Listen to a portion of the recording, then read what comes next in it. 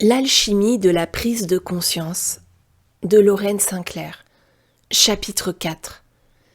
Tu écraseras le dragon sous tes pieds. Tu marcheras sur le lion et sur l'aspic. Tu écraseras le jeune lion et le dragon sous tes pieds. Psaume 91, verset 13. Pour la plupart des gens, guérir signifie amener Dieu depuis les cieux pour rendre parfait un corps malade, un portefeuille malade ou une relation malade. Mais la guérison, selon les principes de la voie infinie, n'a absolument rien à voir avec des modifications de conditions ou avec la transformation du mal humain en bien humain. Beaucoup de personnes comprennent mal cet aspect des principes spirituels. Elles présument, parce que nous disons que nous ne sommes pas intéressés par le changement des conditions humaines, qu'elles sont supposées continuer à être misérables, souffrantes ou mourantes. Ce n'est pas du tout ce que nous voulons dire. Au sens humain du monde, maladie, mort, manque, malchance et limitation sont de réels problèmes, et beaucoup parmi nous en souffrent. Mais quand nous sommes capables de nous élever à un niveau de conscience plus élevé, à l'état papillon, les problèmes de ce monde ne sont plus pouvoir, et ils ne suscitent aucune réaction en nous. Contempler Dieu, la nature de Dieu, la nature de l'univers spirituel et la nature du corps spirituel aide à nous libérer de la tentation d'accepter quelque chose comme un pouvoir, qui n'est pas un pouvoir en la présence réalisée de Dieu. La contemplation elle-même n'est pas pouvoir non plus, mais elle sert à nous élever en un lieu de silence. Dans ce silence, où il n'y a ni pensée, ni mot, la présence révèle ce qui est éternellement.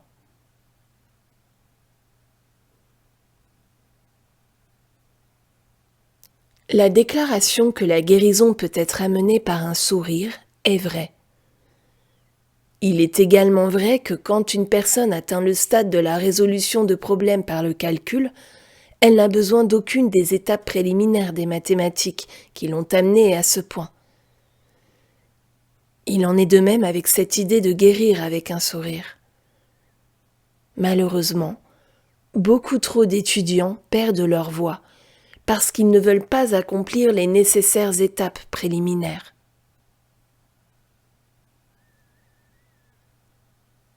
Peut-être que l'un des plus grands cauchemars dans le ministère spirituel, c'est que tout le monde veut être tellement évolué. La plupart du temps, nous devons commencer au véritable commencement et nous souvenir de la nature de Dieu, de la nature de l'être individuel et de la nature de l'erreur. Nous n'avons jamais besoin de nous excuser d'être des débutants ou d'avoir à nous asseoir tellement de fois durant le jour et la nuit, et parfois passer les 40 jours et 40 nuits hors du monde pour méditer, afin d'acquérir le discernement spirituel qui voit au travers de la coquille de la croyance du monde et la brise. Ce qui est de loin le plus grave, c'est d'essayer de vivre à partir d'un état de conscience qui n'a pas encore été atteint.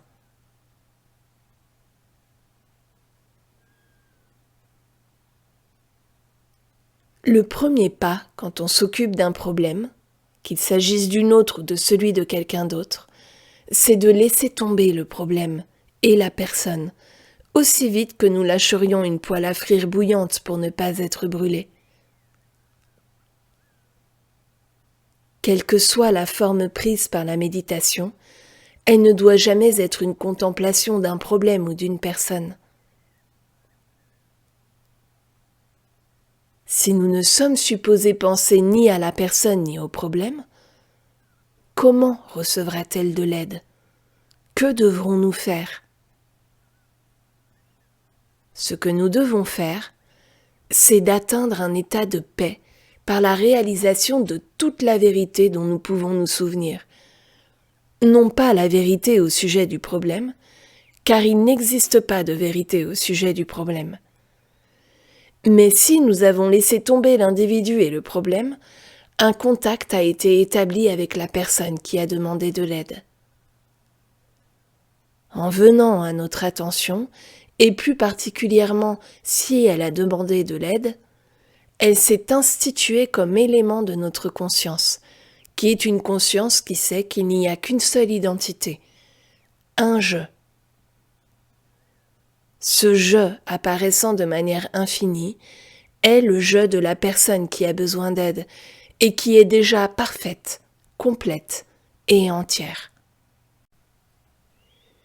Notre conscience de l'infinie perfection, en laquelle il n'y a pas de personne autre que ce je, Dieu apparaissant en tant qu'être individuel, et en qui aucune discorde d'aucune sorte ne peut opérer, est la lumière qui révèle qu'il n'y a pas de problème.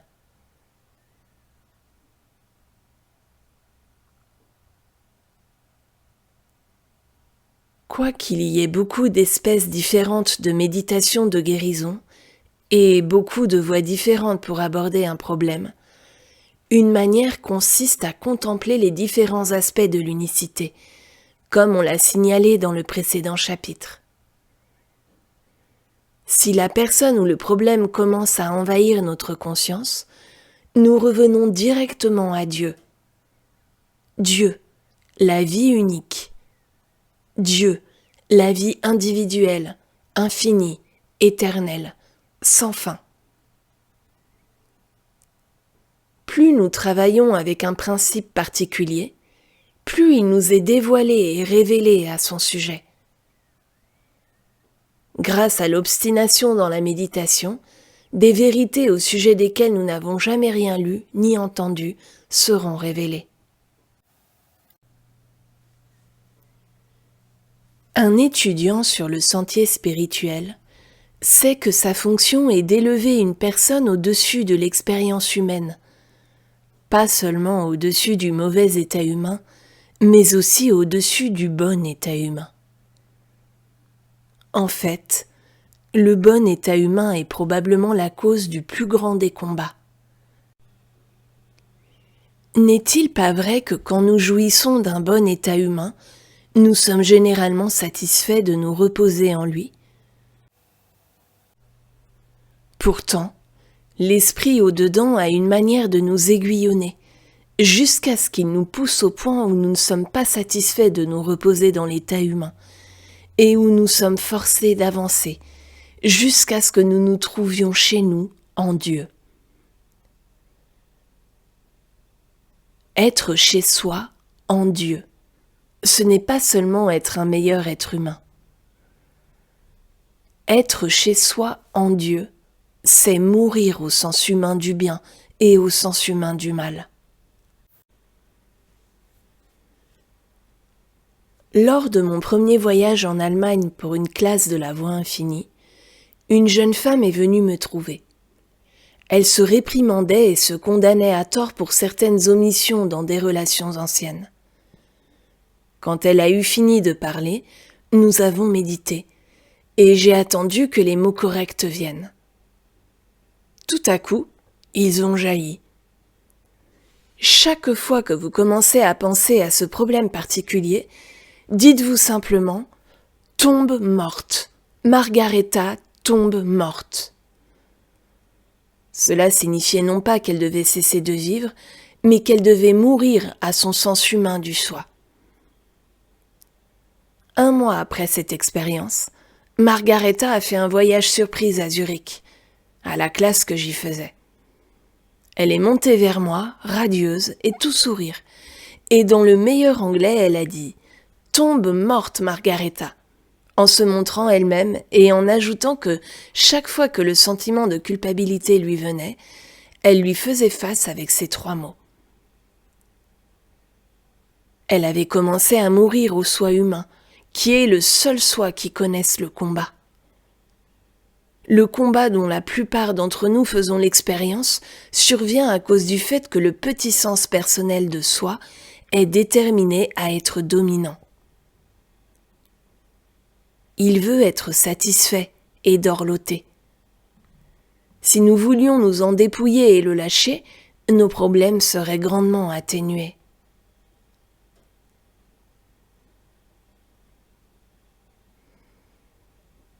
Même avec une pratique dévouée, consacrée, nous pouvons encore ne pas avoir atteint l'unicité avec notre source. Il y a quelque chose qui manque.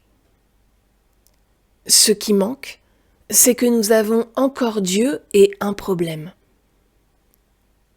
Au plus profond, inconsciemment, nous sommes en train de guetter pour voir si Dieu a fait quelque chose au sujet du problème. Bien que la plupart d'entre nous pensions être trop avancés pour tomber dans un tel piège, néanmoins, la plupart d'entre nous attendent une amélioration de la condition qui nous trouble. Ceci nous amène à l'un des plus importants des principes de guérison. À cause de l'infinité de Dieu et de sa bonté, la nature du problème doit être une apparence, une interprétation erronée de l'éternelle bonté de Dieu. Il peut y avoir toutes sortes d'apparences. Par exemple, ne semble-t-il pas que vous et moi soyons assis, parfaitement tranquilles, sans le moindre mouvement ? Mais en réalité, nous sommes en train de foncer à travers l'espace, à une vitesse terrifiante, à cause du fait que la Terre tourne sur son axe. Si nous étions capables de réaliser à quelle vitesse nous nous déplaçons, nous deviendrions probablement pris de vertige en pensant combien vite nous tournons et tournons. Une apparence n'est pas ce qui est. Dans la guérison spirituelle, il faut comprendre que le problème est une apparence ou suggestion et qu'une suggestion ne rend pas une chose réelle. Bien qu'un seul et unique mot ne pourra s'adapter à chaque situation, n'importe quelle chose qui nous permettra de réaliser que le problème n'a pas d'existence réelle en vaut la peine. Par exemple, le mot tentation peut être utilisé pour décrire la croyance universelle que nous pouvons être séparés de Dieu, avoir une vie qui nous soit propre et qu'il puisse exister une substance capable de causer douleur ou souffrance, alors qu'en réalité, il y a seulement une substance, une vie et un être. La tentation qui vient à chacun d'entre nous est de croire qu'il y a quelque chose d'autre que Dieu au centre de notre être, Dieu étant le je même que nous sommes.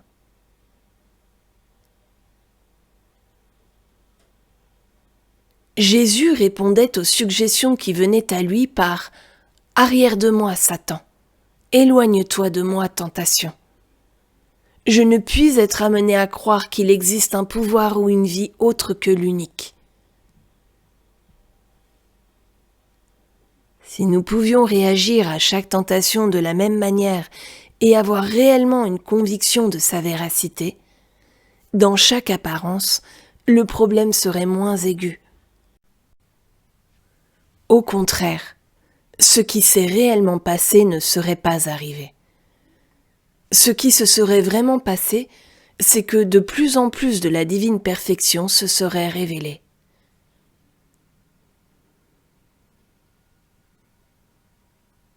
Il y a un autre mot pour le problème qui peut faire tinter la cloche. Si nous pouvons comprendre que le problème, peu importe comment il se présente, est causé par une sorte d'hypnose, nous l'avons désintégré, parce que l'hypnose ne crée jamais quelque chose de réel. Si nous l'acceptons, nous pouvons être hypnotisés à croire presque n'importe quoi, mais cela ne le rend pas réel.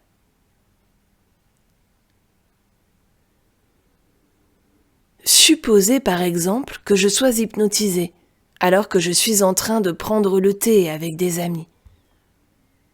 Je suis amené à croire que la porte s'ouvre et un tigre, croc à nu, entre comme un voleur et me fixe, sachant qu'il a enfin trouvé son délicieux prochain repas. Que pourrais-je faire ? Je bondirais vraisemblablement de ma chaise aussi vite que je le pourrais, et je courrais, sans me soucier de savoir si je renverse mes amis, la table à thé ou mon précieux bric-à-brac. Mes amis, qui ne sont pas hypnotisés, me regarderaient avec stupeur en pensant « Qu'est-ce qui lui prend ?» Ils ne verraient pas le moindre tigre. Le fait que je sois hypnotisé à voir un tigre ne fait pas un tigre. Ne voyez-vous pas que l'hypnose crée seulement une impression, une suggestion que quelque chose est qui n'est pas ?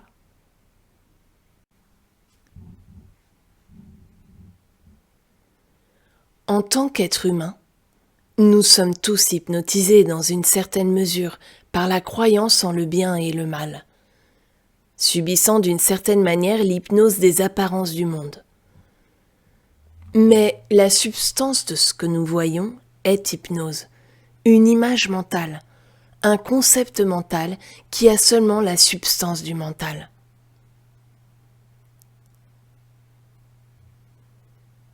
Le mental qui accepte de pouvoir peut être appelé le mental universel humain ou charnel.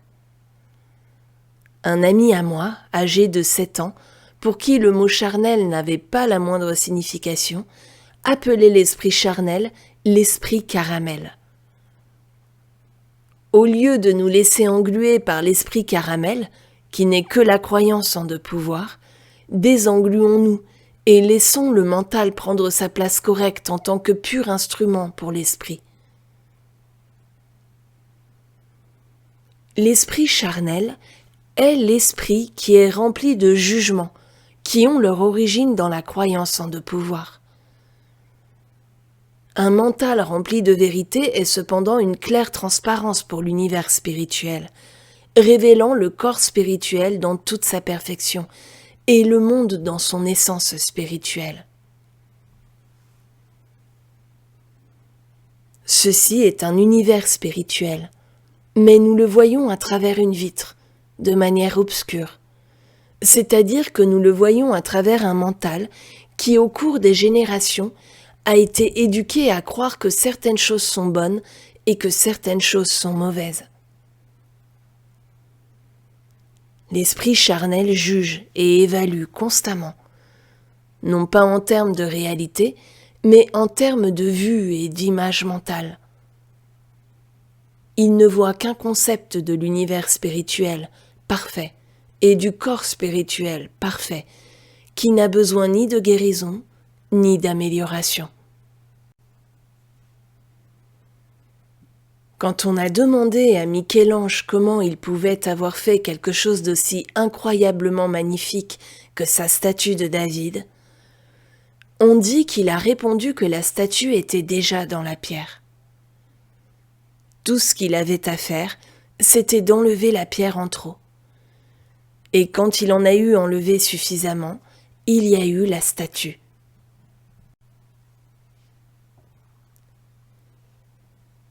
Nous sommes déjà cet être parfait, qui n'a pas besoin de guérison. Tout ce que nous avons besoin de faire, c'est d'enlever les débris qui le cachent. Cela est guérison. Toutefois, la guérison ne s'installera pas aussi longtemps que nous croirons avoir quelque chose à changer. Au lieu de cela, nous devons réaliser qu'une apparence ne doit pas être changée, mais qu'il faut seulement voir à travers elle.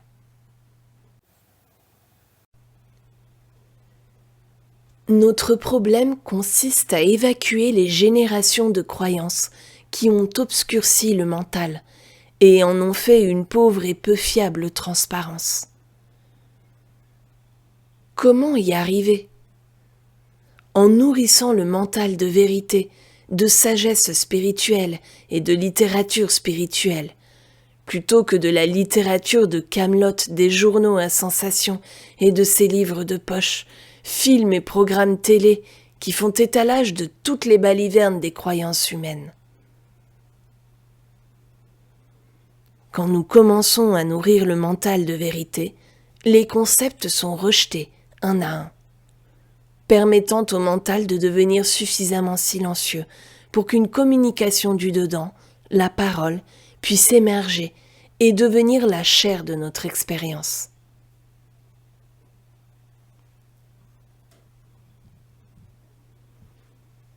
La parole, entendue dans le silence, fait fondre les concepts charnels. Il a fait entendre sa voix, la terre a fondu. Quelle terre? La conceptuelle. La terre que nous percevons comme la terre physique solide est la terre des concepts. Mais quand nous entendons la parole au-dedans, qui peut ne jamais être entendue comme une voix, mais qui peut venir comme une prise de conscience, alors la terre fond. Le concept charnel est consumé. Est-ce que cela change quelque chose à l'extérieur? Non. Il s'agit plutôt des concepts que le mental humain ou charnel entretenait, qui sont dissous. Et au lieu de voir un concept du corps spirituel ou de l'univers spirituel, en un moment de silence, le vrai corps et le véritable univers sont perçus. Au début, cette prise de conscience apparaît extérieurement sous forme de concepts améliorés. Le corps peut sembler plus jeune, en meilleure santé, plus fort. Ce n'est encore qu'un concept amélioré. Mais en un moment d'illumination, le corps spirituel, qui n'est pas du tout un concept, est révélé. Il est le corps que nous avons reçu dès le commencement et que nous aurons dans 1 million de milliards d'années. Car nous aurons toujours une forme spirituelle qui est indestructible, sans souffrance et sans poids. Cette prise de conscience ne se fait pas en un instant. Mais quand nous percevons de plus en plus clairement les visions de ce qui est vraiment, le concept s'améliore au fur et à mesure que le mental devient davantage une transparence.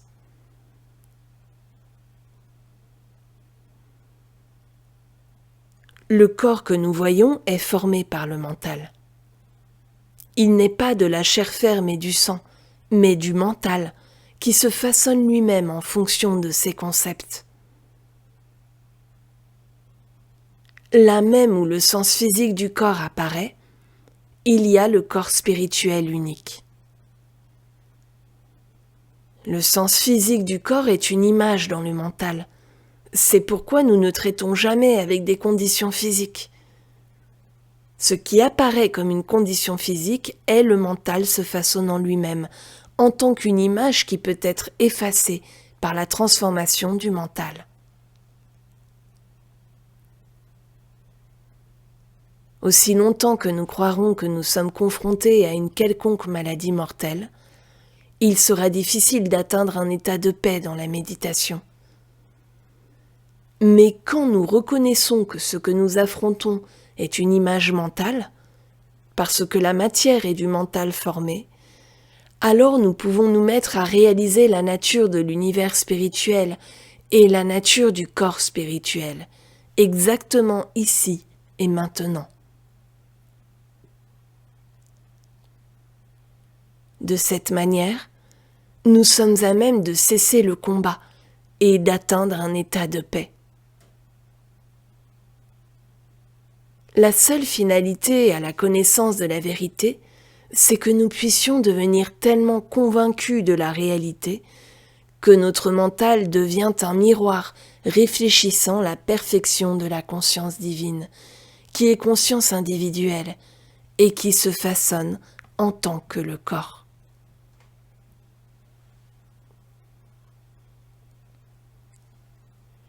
Il est possible de développer un état de conscience dans lequel tout ce qui nous est présenté, toutes les horreurs que ce monde voudrait nous projeter dans le mental, ne suscitent aucune réponse en nous.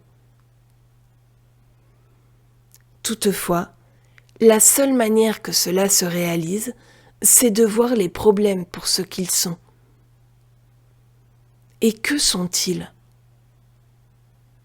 L'esprit charnel, des images mentales qui défilent devant nous.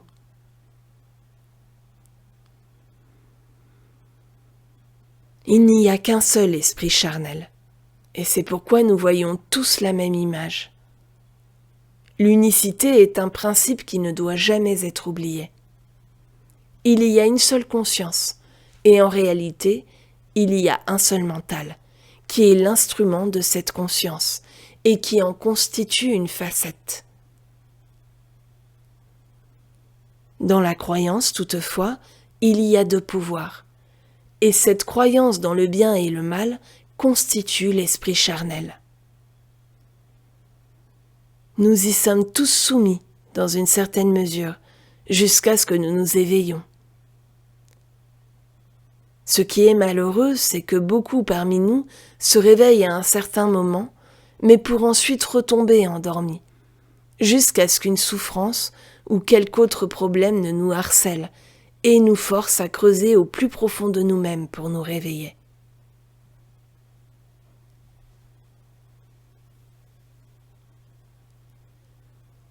Il est important de se souvenir que nous ne sommes jamais confrontés à autre chose que des images mentales.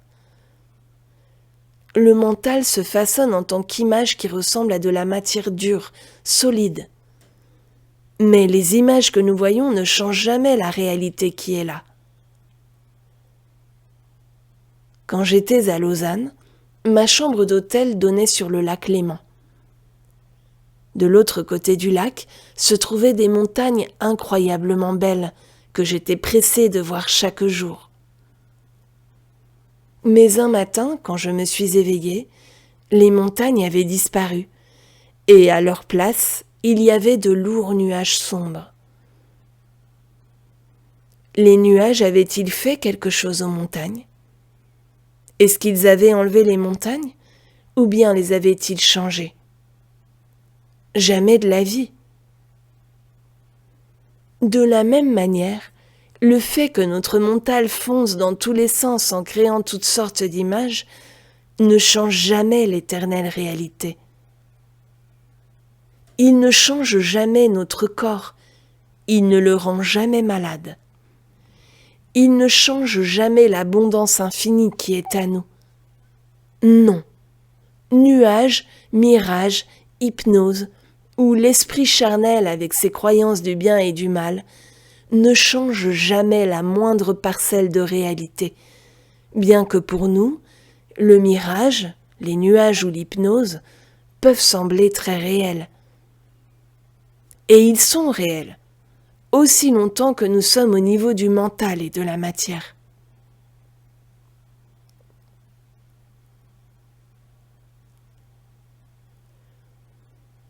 Ce n'est que lorsque nous nous élevons dans la conscience, en ce lieu où le mental devient un bassin d'eau tranquille, un miroir parfait, que nous voyons la réalité qui n'a pas besoin d'être guérie.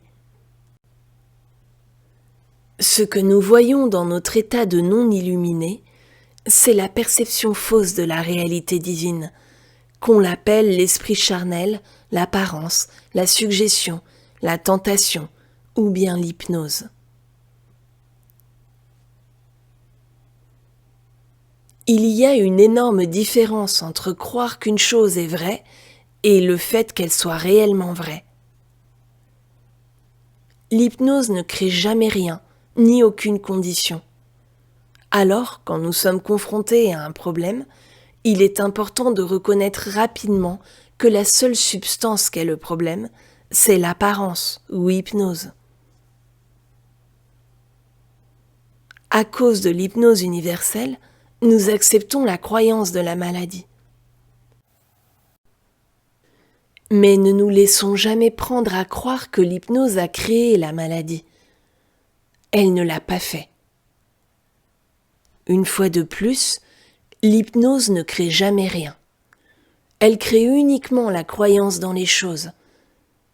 L'hypnose ne change jamais l'univers spirituel et la création spirituelle. Elle ne change jamais l'unicité. Elle ne crée jamais la dualité ou l'état dual.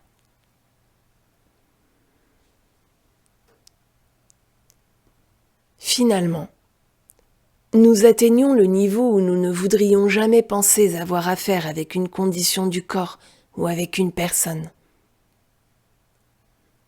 Au départ, nous pourrions être tentés de le faire, mais le moment vient où instantanément, nous reconnaissons que ce à quoi nous sommes confrontés est l'esprit charnel, l'apparence ou l'hypnose. Quand l'hypnose est brisée, le monde entier du sens matériel, ce sens d'un monde matériel et d'un corps physique, est également brisé.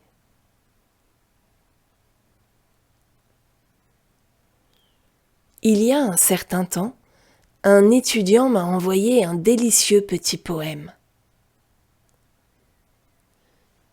Le monde entier s'agite dans un méli-mélo, un gâchis. Il ne sort pas de son propre état de néant. Mais que la pierre de l'état d'être brise ceci. Je me demande où est passé l'état de néant.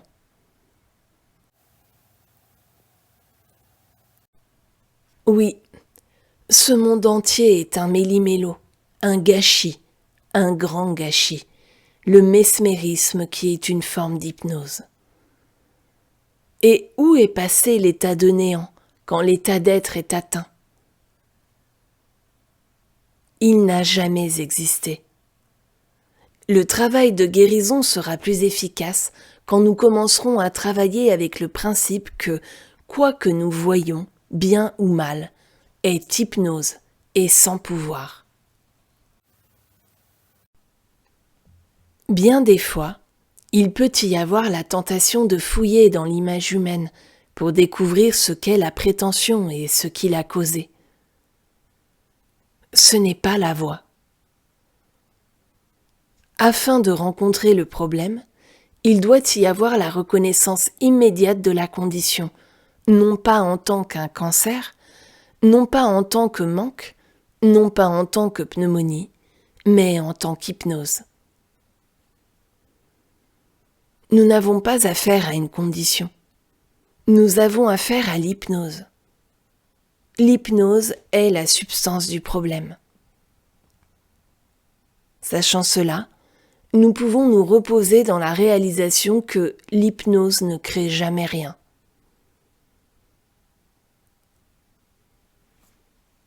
Une étudiante m'a une fois appelé pour me dire que sa fille souffrait d'une grave pneumonie. Cette dernière avait atteint un degré tellement critique que les poumons de l'enfant étaient engorgés et il semblait qu'elle pourrait bien trépasser. Voyons, comment vais-je traiter un cas semblable?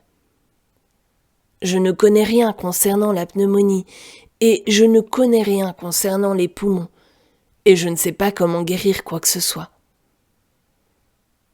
Commencerai-je à réaliser qu'il n'y a pas de poumon à engorger ou qu'il n'y a qu'une seule espèce de fluide? Non.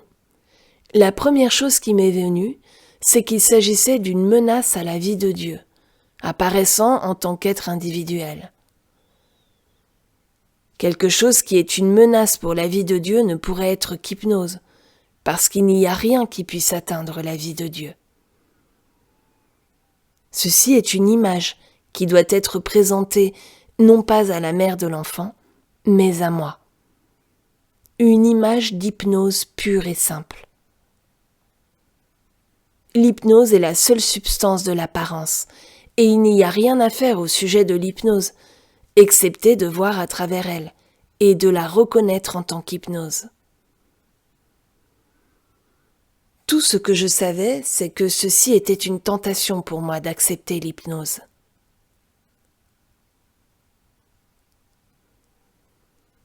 J'ai demandé à la mère de rappeler dans un petit moment.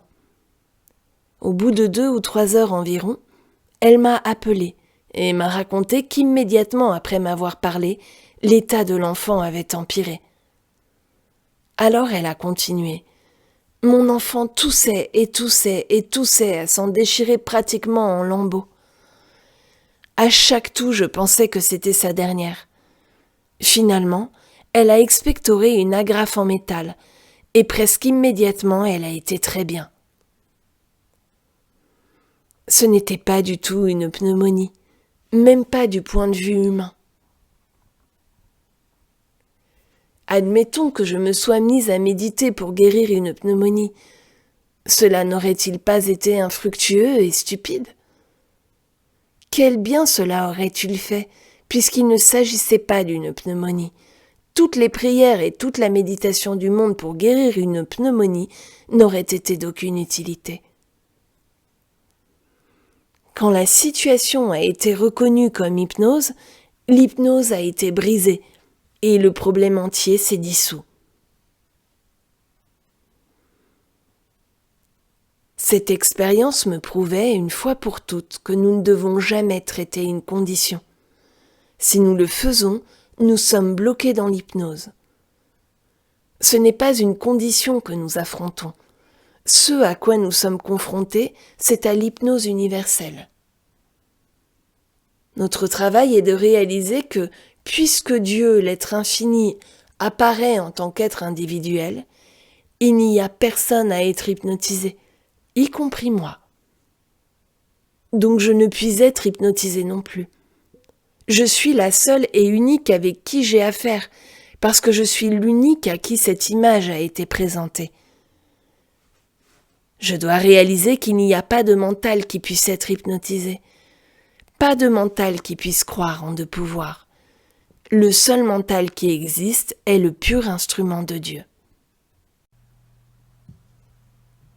L'une des raisons pour laquelle beaucoup de personnes ont si peu de succès dans le travail de guérison, c'est qu'elles essaient de changer une condition comme si elle était réelle, au lieu de reconnaître qu'il s'agit d'un faux concept mental de ce qui est réellement là. L'hypnose est la substance de toutes les maladies dont souffre le monde. Il est vitalement important de ne jamais oublier que l'hypnose ne crée rien, à l'exception de la tentation de croire qu'il y a une condition ou un pouvoir autre que Dieu. Le monde de la création de Dieu est ici et maintenant. La personne de la création de Dieu est ici et maintenant. Ce que nous voyons avec nos sens, c'est le monde conceptuel, le monde de l'hypnose. Ce n'est pas du tout la création de Dieu. Voir à travers une vitre sale produit une image déformée de ce qui est réellement.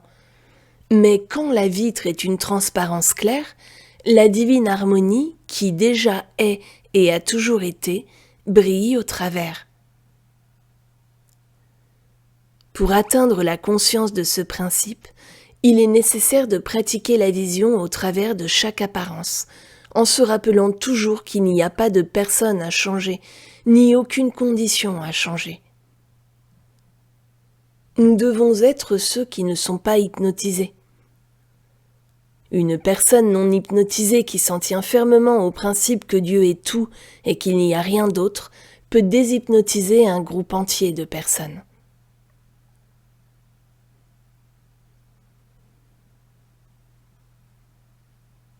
Pour célébrer Halloween, une mère aimante a recouvert le visage de sa petite fille d'un masque effrayant de sorcière. La gamine caracolait tout autour de la pièce, quasi pâmée de plaisir, alors que ses frères, simulant la terreur, s'écroulaient en arrière. Alors, elle descendit dans le hall pour y retrouver son père, afin de pouvoir l'effrayer également. Elle fonça dans la chambre à coucher et s'arrêta net devant un miroir mural, sidérée par la peur de l'image qui lui faisait face. Quand son père lui ôta promptement son masque, avec un grand soupir de soulagement, elle s'est écriée « Oh, c'est seulement Debbie !» Nous également sommes effrayés quand nous voyons la tuberculose, le cancer, la pneumonie, le chômage, le malheur et le manque. Mais ce sont les masques que la croyance universelle a fixés sur nous. Comment peut-il jamais y avoir union, unicité consciente avec Dieu, quand les masques de la croyance universelle se tiennent entre nous et Dieu ? Quand nous reconnaissons ce monde des apparences comme hypnose, nous pouvons cependant voir au travers du masque, directement au cœur de l'univers spirituel. Alors, il n'y a rien à désirer ni à rechercher, et nous sommes en paix, demeurant dans ce royaume intérieur. Notre Dieu est si grand, si infini et si omniprésent, qu'il n'y a même pas assez de place pour un vous ou un moi. En réalité, il n'y a pas de vous ou moi. Il y a seulement Dieu. Nous sommes un avec le Père, et dans notre unicité avec le Père, nous reconnaissons seulement le soi unique, la vie unique. Parce que nous avons vu au travers de l'hypnose, nous contemplons l'univers de Dieu et la gloire de cet univers.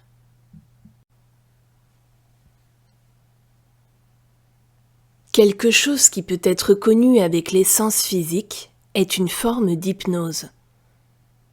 La véritable, l'éternelle, la création divine sans fin qui est Dieu, s'exprimant en tant que tout ce qui est, ne peut être connue qu'au moyen du discernement spirituel. Lorsque nos yeux sont ouverts à la divine réalité, nous réalisons qu'il n'y a ni personne, ni conditions qui ont besoin d'être guéries ou changées.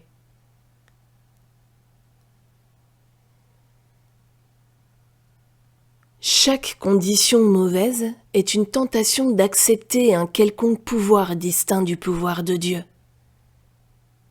Chaque problème est un appel qui nous est fait pour nous rappeler que, juste là où nous sommes, se trouve l'univers spirituel parfait, complet et entier. Si nous sommes en train de voir moins que cela, nous sommes de ceux qui sont hypnotisés, et il nous incombe de nous réveiller jusqu'à ce que nous vivions constamment et continuellement dans cette atmosphère de paix, d'amour et de complétude, qui est le royaume au-dedans. Nous nous tenons fermement dans la liberté avec laquelle le Christ nous a rendus libres. Et de quelle manière le Christ nous a-t-il rendus libres ? En se révélant en tant que notre identité spirituelle, en tant que le Fils de Dieu. Travailler avec chaque problème en le considérant comme une hypnose, un néant, un non-pouvoir ou une non-substance nous mène en cette conscience mystique de l'unicité où il n'y a pas Dieu, mais seulement Dieu. Dieu apparaissant en tant qu'être individuel et Dieu apparaissant en tant que l'univers spirituel. L'univers spirituel n'est pas en haut, quelque part dans le ciel, pas même sur le sommet d'une montagne. L'univers spirituel, fait de la substance de l'esprit, formé par la conscience et maintenu par la loi spirituelle, est ici même. Dans cet univers spirituel, il n'y a pas de maladie, pas de manque, pas de limitation, pas de malchance, pas de discorde, pas d'être humain. Personne à guérir et personne à changer. Il n'y a que le règne de la divine harmonie et une paix qui se répand en tout lieu, que rien ne peut troubler. Que nous puissions l'accepter ou pas, nous sommes dans cet univers spirituel maintenant. Nous ne devons aller nulle part pour le trouver. Il est exactement où nous sommes. Dès lors, que notre prière soit « Toi, ouvre mes yeux afin que je puisse voir et contempler cet univers spirituel. Révèle ta gloire ici et maintenant. Ne me permets pas d'essayer de changer l'univers. Laisse-moi le contempler. »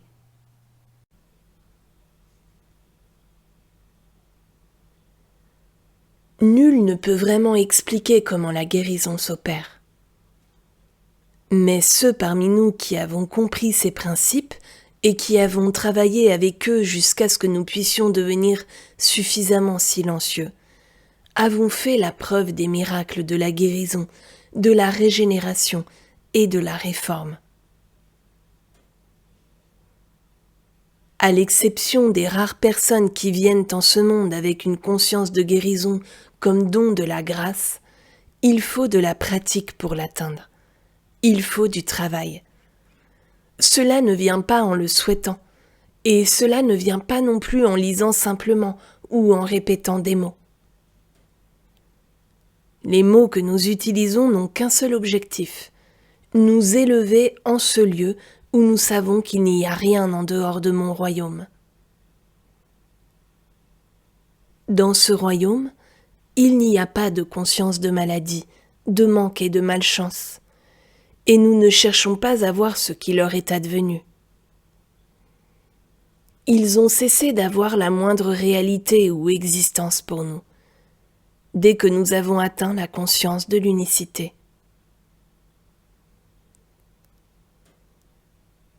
Le sentier mystique n'est pas une voie où l'on médite sur un pouvoir et une présence pendant 10 ou 20 minutes pour aller ensuite dans le monde et tout oublier de cette unicité.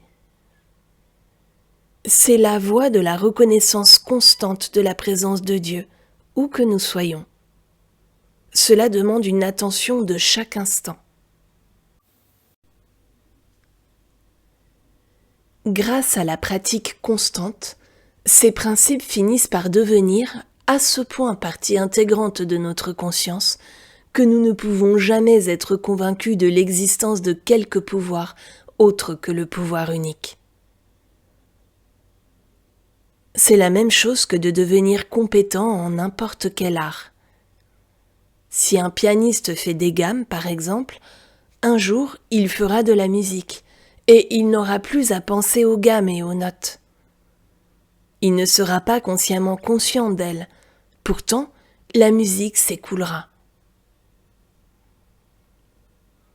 Nous pouvons tous être des compositeurs de musique quand nous sommes convaincus qu'il n'y a qu'une présence, un pouvoir, une vie, une loi, et que tout ce qui est contraire à cette unicité est hypnose ou sens matériel. Qu'importe si cela prend 20 ans pour atteindre cet état de conscience. Est-ce que ce ne seront pas 20 ans bien passés ? Chaque parcelle de conscience spirituelle que nous atteignons est à nous pour toujours. Et puisque la vérité est infinie, cette prise de conscience se dévoilera et se révélera à jamais en de nouvelles voies. Pour autant que nous ayons perçu, ne fût-ce qu'une vision fugitive de ces principes. Quand nous travaillerons avec eux et ferons la preuve des fruits jour après jour, la prise de conscience croîtra, la conviction viendra et nous serons contents.